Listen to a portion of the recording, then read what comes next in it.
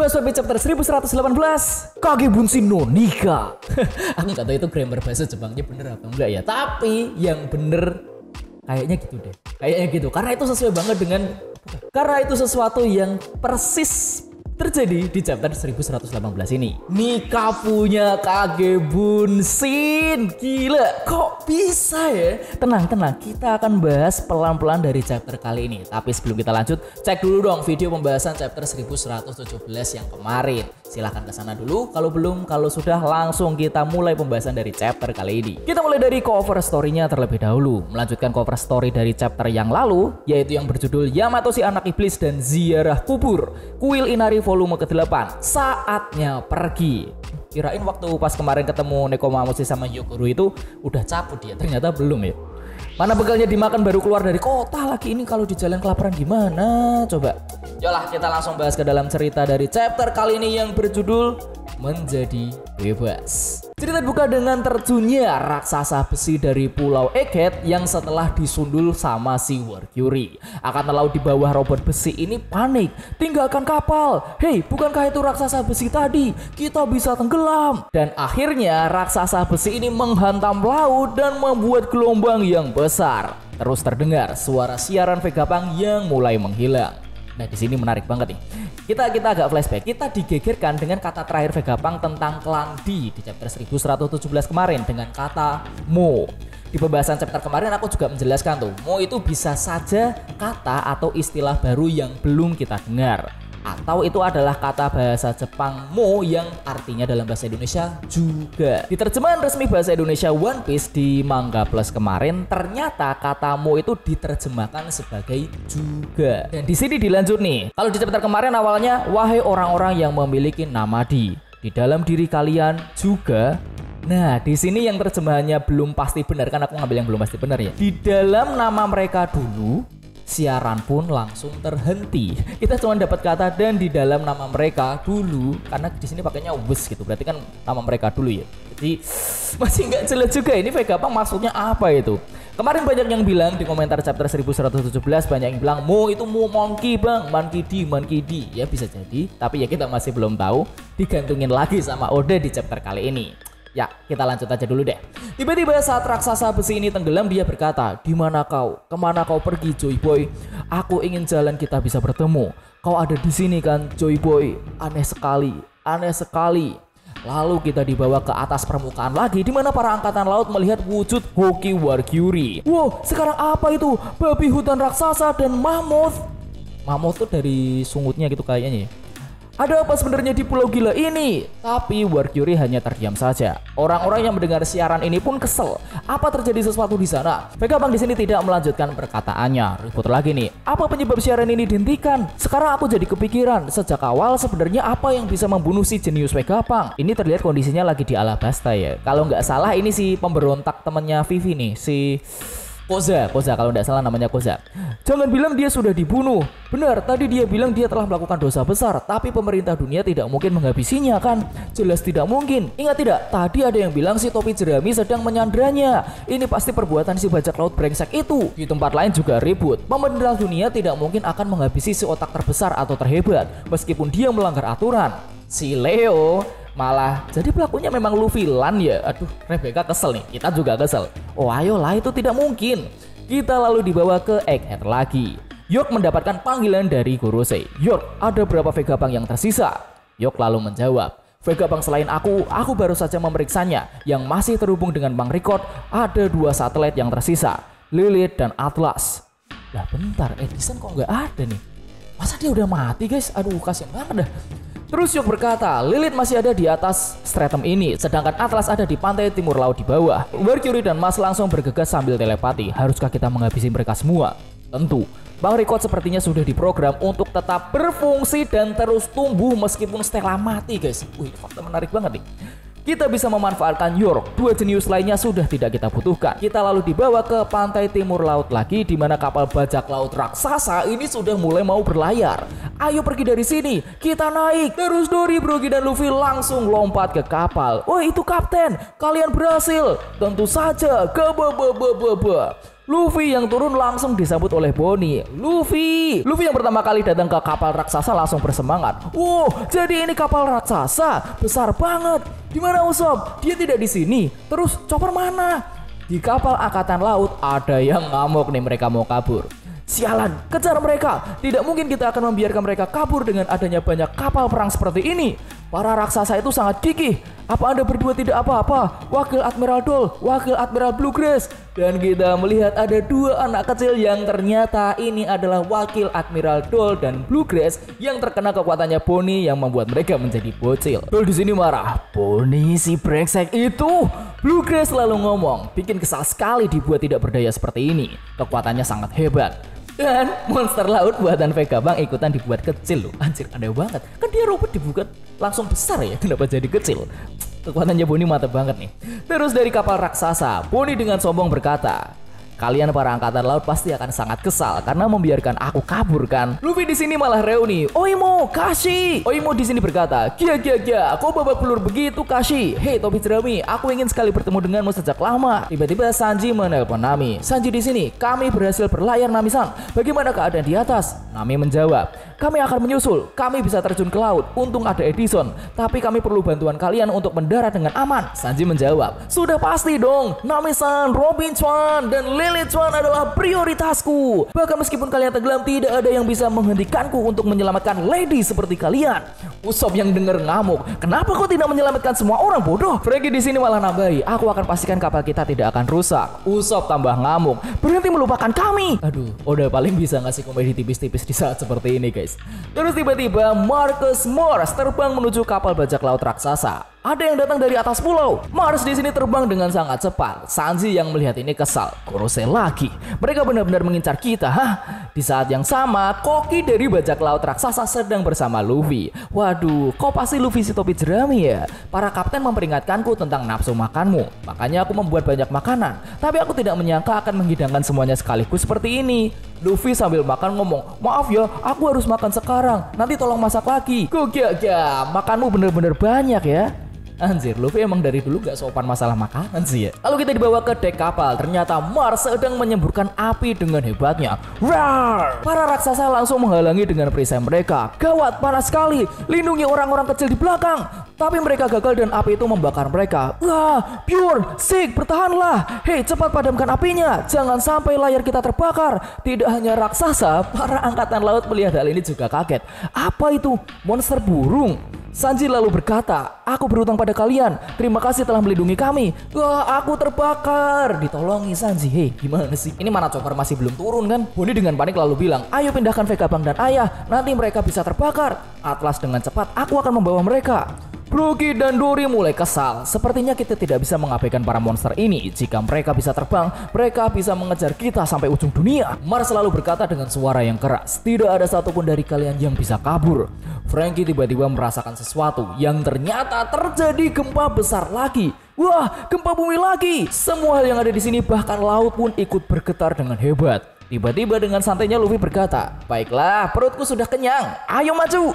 Semua orang di sini masih terkejut dengan gempa ini, bahkan angkatan laut. Tidak mungkin, yang kita dengar tadi benar. Apakah level air laut masih akan bertambah tinggi? Mars menyadari sesuatu di kapal yang ternyata Luffy sudah berubah ke mode Gear 5 nikahnya. Hei Bonnie di sini kaget. Wah, nikah. Luffy bingung. Itu lagi. Aku nggak ngerti kau ngomong apaan. Dory dan Brogy senang banget mendengar irama genderang kebebasan dari Nika. Rasanya seperti ada perayaan. Hei, kita tidak boleh menari begini dasar bodoh. Siapa yang akan mematikan airnya? Lah masih ketawa sama nari tapi. Luffy mendekati Bonnie dan berkata, hei ayolah, memangnya kau tidak ingin menghajar orang-orang ini? Bonnie lalu menjawab, aku tidak bisa menirumu bentukmu yang itu. Luffy tapi menjawab, tentu saja kau bisa, aku tidak tahu bagaimana cara kerja kekuatanmu, tapi aku yakin sekarang kau bisa melakukannya.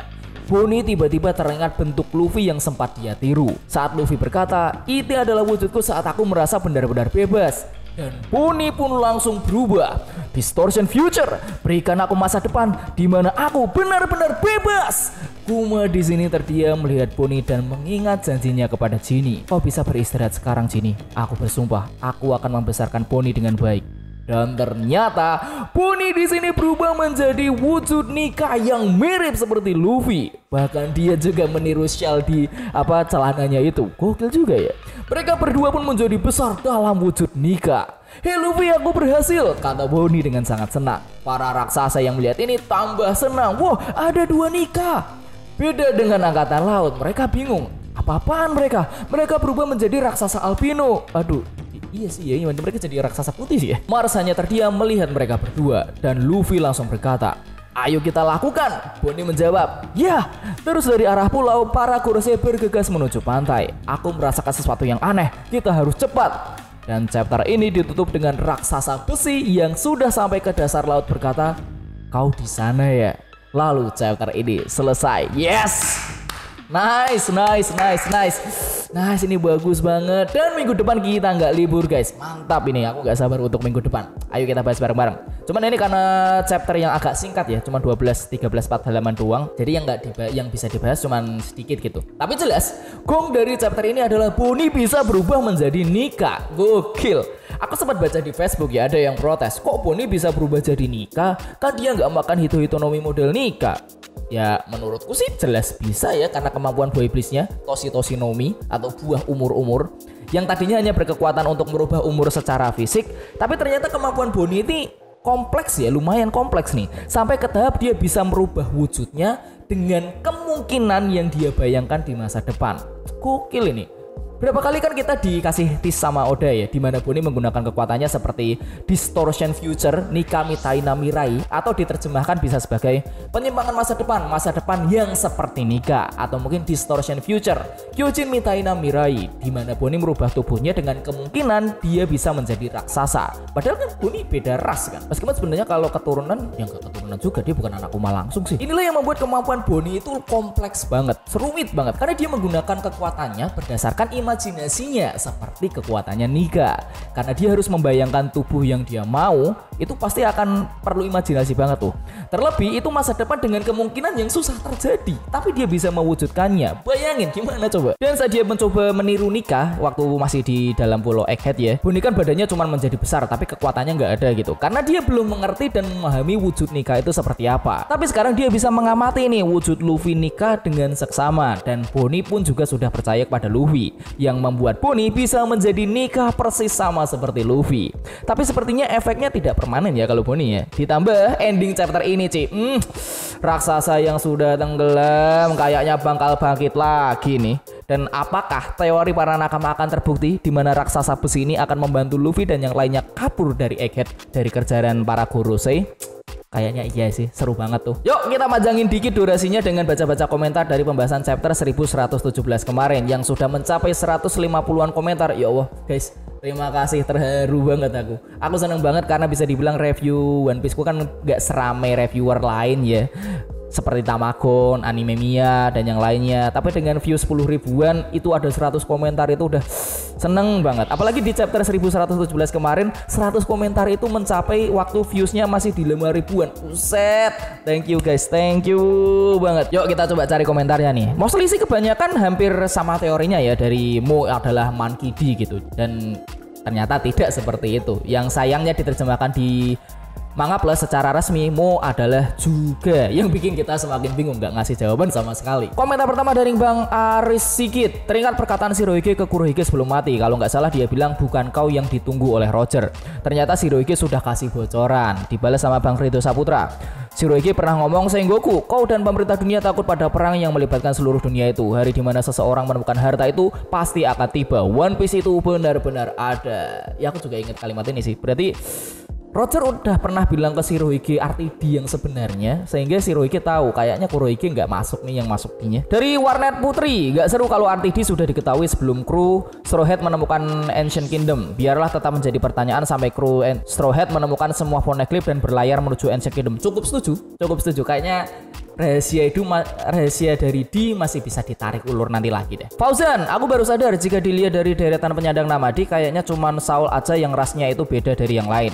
Ras raksasa yang memang kental sekali dengan sejarah kuno. Apakah Saul masih disembunyikan kekuatannya? Thomas Andrew, apa itu D? Apakah D adalah sebutan bagi orang yang menciptakan buah iblis pada abad kekosongan? Dan apakah Joy Boy juga menyandang D dalam namanya? Ingatkah kalian jika dulu ada teori tentang 7 orang yang memiliki nama D dalam namanya dan awal nama mereka berbeda-beda? Monkey D, Rox D, Gold D, Portgas D, Marshall D, Jaguar D, dan yang ketujuh. Dan D dianggap sebagai 7 dewa besar pada saat itu oleh 20 Kingdom. Hal itu digunakan Imo untuk memicu kobaran perang dengan aliansi 20 Kingdom versus Ancient Kingdom. Jika kita melihat dari dunia nyata, pemikiran orang jenius itu sangat ekstrim, bahkan di luar pemikiran dan pemahaman kita orang awam. Joy Boy mungkin sadar akan hal itu dan Joy Boy ingin melindungi mereka yang menyandang nama D. Tapi penyandang nama D malah berkhianat kepada Joy Boy dengan mengkudeta karena salah paham. Oke.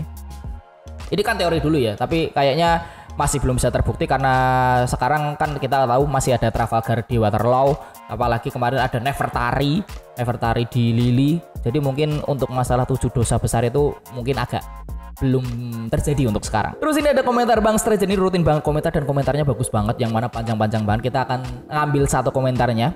Yap, seperti dugaan banyak orang sebelum bahwasannya info yang diberikan akan terputus sebelum lengkap disampaikan. Tapi yang nggak disangka misterinya disisain satu dan ini malah bagian yang krusialnya, yakni makna dari klan D. Setidaknya sejauh ini ada beberapa info yang dikeluhkan terkait klan D. Bang Stranger ini ngisi 5 atau 6 komentar yang mana banyak banget, tapi aku akan ambil satu karena komentarnya bagus banget. Bang Stranger kayaknya harus bikin channel sendiri dah. Saya merasa malu nih kalau saya membaca komentar Anda yang sangat bagus banget, tulisannya juga rapi lagi. Menurut Rosinante, ini sebagai POV dari Tenryubito, orang dengan nama D adalah musuh alami para dewa. Dewa di sini adalah mereka kaum naga langit alias Tenryubito. Dan Tenryubito tercipta dari aliansi 20 raja 900 tahun yang lalu. Saya tertarik dengan clue ini di mana artinya sejak 900 tahun lalu, orang dengan nama D memiliki pendirian atau kepercayaan yang berseberangan dengan aliansi 20 raja. Yap, seperti yang kita tahu, salah satu aliansi 20 itu adalah keluarga Nefertari yang ternyata juga D. Awalnya mereka tergabung dalam aliansi, kemudian karena suatu hal akhirnya mereka keluar dan dianggap berkhianat.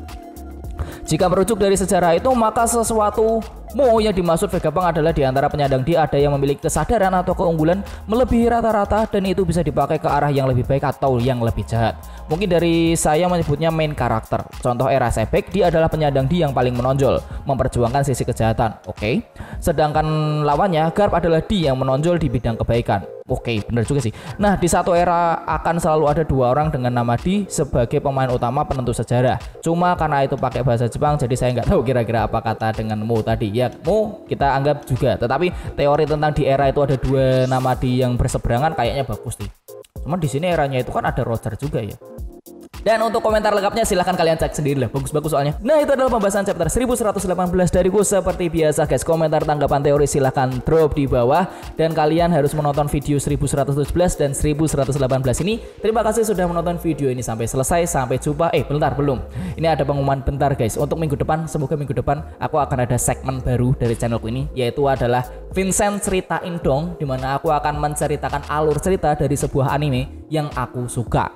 Dan teaser untuk minggu depan, aku nggak tahu bakal rilis hari apa, tapi aku akan menceritakan alur cerita dari anime tawuran yang lebih bagus daripada Tokyo Revenger. Saya Vincent Nugraha undur diri. Jangan lupa nonton video ini dan minggu depan. Ciao.